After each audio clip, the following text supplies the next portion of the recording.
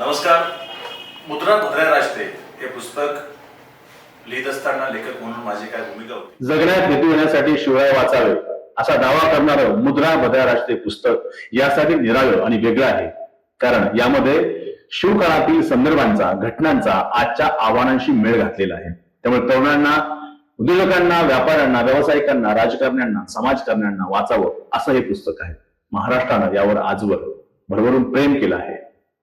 याची कारण अशी आहे की हे पुस्तक फक्त प्रेरित करत नाही, तर प्रशिक्षित करतं, मोटिवेट न करता ट्रेन करतं, फक्त प्रभावित न करता परावर्तित करण्याचा दावा करतं. त्या पुस्तकामध्ये 25 प्रकरणं आहेत आणि प्रत्येक प्रकरणामध्ये शिवकाळातील एक घटना, आजच्या काळातील आजचे प्रश्न, समस्या, आव्हानं आणि त्या दोघांचा आपसात असलेला मेळ अशी अशी मांडणी आहे.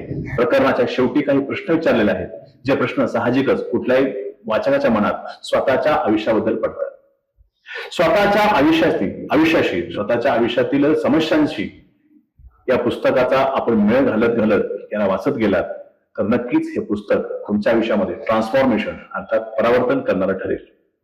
तेव्हा शिवचरित्रानं काही वाचायचं आहे, त्या वेगळ्या गोष्टी समजून घ्यायच्या आहेत. त्या काळामध्ये युरोपात काय घडत होतं, अगदी त्याच काळामध्ये भारतीय राजकारणात काय चालू होतं, त्याच काळामध्ये इतर एशियन राजकारणात काय चालू होतं, असाही संदर्भ पहिल्यांदा शिवचरित्रामध्ये बघायला मिळेल. असे याचं वेगळेपण सुद्धा आहे. तुम्हाला सगळ्या गोष्टी समजायला, समजून घ्यायला, वाचायला आवडतील एक वाचक म्हणून असा दावा करतोय. थँक्यू.